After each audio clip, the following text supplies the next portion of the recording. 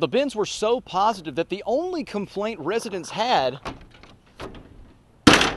was when you're going to empty them. The fire burned down a third of the facility, closing the entire plant for 2 days. But here at the recliner factory, it's just another day at the office. I'm assuming they must have listened to Dave Ramsey on the radio because they've been smart with what they've been given. One of the only tornadoes to touch down was here in Reform, just along 6th Street Northwest, hitting one of these houses and trapping 4 individuals. For over 50 years, this firing range in Pearl has seen some of the finest marksmen in our nation's law enforcement. A high school art project becomes the city of Eupora's first ever city flag.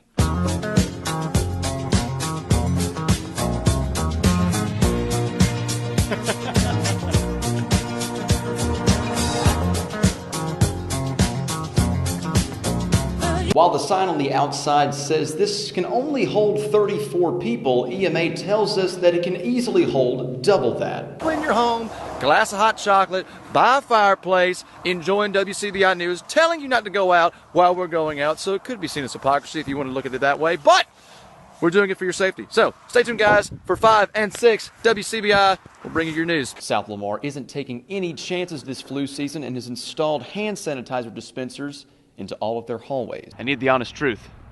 Are we going to see 6 more weeks of winter? I need to know. The world needs to know. If you're flipping from the MSU-Bama game, trust us, for the state fans, a lot of us here at the station feel for you. Director James Comey dished out details belittling President Trump and his leadership, but the president says it's Comey who lacks credibility. An advisory has been issued warning residents to stay clear of the creek, but quick work by Starkville Utilities and the State Department of Environmental Quality may have minimized the damage. The Meta, that's a little bit of a mouthful. Now, we haven't seen any sides. What are your favorite sides, preferred sides that might go with that? For exposed water pipes in drafty rooms, the phrase better late than never might not be applicable for fixing these problems. Starbucks calls the arrest of 2 black men at one of the company's coffee shops in Philadelphia reprehensible and wrong. Speaking from personal experience of having a unit break altogether, it'd be wise to have that unit checked. In March, 2 women were rescued from sex trafficking, and today the officers who spotted the danger were recognized for their service. Among those 10,000 people, there's an unlikely fan from Ohio. He's a sous chef for a country club, and the reason he's here is because he was mistaken for the former Alabama defensive coordinator, Jeremy Pruitt. He thought he'd have a little bit of fun with it with the wrong tagging and try to play, Mississippi State football coach, but he had absolutely no idea what would happen next. When Mississippi State was searching for its new football coach, Alabama's defensive coordinator, Jeremy Pruitt, was one of the names in the mix. Within the social media frenzy that was the SEC's coaching search, a different Pruitt was tagged on Twitter. That's how it started. Someone kind of had gotten me confused, and a lot of times people just want to, tweet and be like the first person to say hello or hi. His first reaction was to ignore it, but more tweets kept coming. So I'm like, okay, I'll have a little fun with this now. So I got on Google and I Googled like every fictional coach I could figure out, and went with that. And you just jumped on it. Did you expect it to blow up this much? Absolutely not. I figured it would just be funny, especially like when Joe Moorhead got hired. I just figured, we would stay in contact, with fans down here and whatnot. He plans to attend the home football game against Florida on September 29th, but an available weekend brought him to Starkville a little bit earlier to watch the women's basketball game against South Carolina.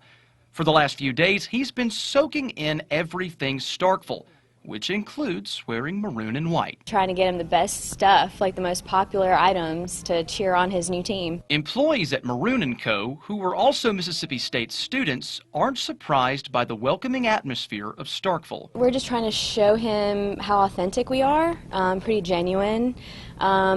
Most people think Southerners are pretty friendly, but they don't really know how friendly until they actually come down here. Of course, Starkville is really welcoming. Like, I came here from Atlanta, and everybody is just real hospitable. So the fact that happened, maybe it was God's way of working his little magic, Pruitt's family is originally from South Carolina, and for a time he lived in Kentucky. So Southern hospitality isn't a foreign concept to him, but the welcome he received was still overwhelming. I've probably hugged more people this weekend, and I've only been here 36 hours, something like that, than I probably have in my entire life. I mean, everyone that I meet, you know, instead of up north, you know, we might shake hands or high five or whatever. But down here, I've hugged almost everyone that I've met.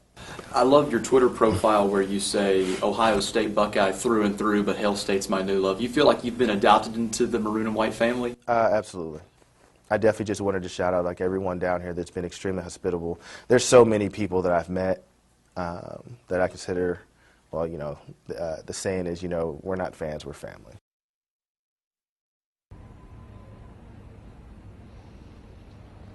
Pruitt also told us he has plans to make an appearance for Super Bulldog Weekend in April. But if he's not able to, he still is confident that he will for sure make it for the home football game against Florida on September 29th. Live outside of the Humphrey Coliseum, Parker King, WCBI News.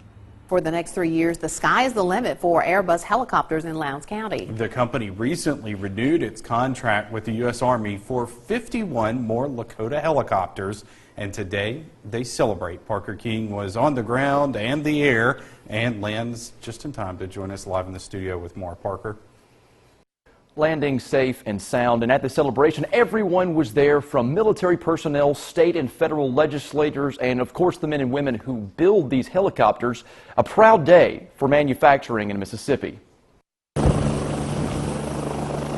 It's the first takeoff under a new contract, as Airbus in Columbus is set to keep Lakota helicopter production for the U.S. Army here in the Golden Triangle. The contract for 51 aircraft is a significant impact here on the workforce and will provide us with some production runway here up until 2021. What a wonderful day! U.S. Senator Roger Wicker, an airman himself, says he's proud of the state he represents. This is part of a dream that has become this great manufacturing hub at the Golden Triangle. He says this renewed contract is just what our nation needs to bolster its military. That makes it possible for us to use this facility to build the Lakotas and train the next generation of great Army helicopter pilots. Along with Wicker, Governor Phil Bryant said in his speech there were doubts to bring helicopter manufacturing to the area.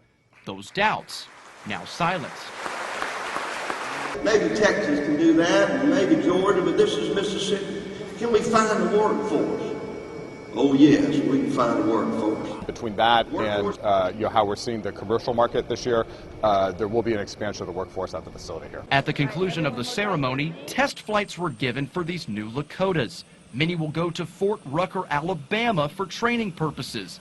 And from what Wicker's heard, they're popular. From talking to one of the instructor pilots who's been at Fort Rucker, he says they start the new pilots off with this helicopter. He says they love this helicopter at Fort Rucker, and the Army pilots love this helicopter. Wicker wasn't the only one who got to give these Lakotas a spin. Never ridden in a helicopter before. Never? Never. Of course I wouldn't say no to a ride. Having this renewed contract, putting more of these aircraft in the skies, gives workers at Airbus a sense of pride. It's amazing to think back the success of the program since then. Here, 12 years later, 413 aircraft. So emotionally for a lot of us, it's very significant moving forward. The coolest things I've done in my life. And while this contract is only set to last until the beginning of 2021, Airbus tells us there's no doubt more renewals are in the future.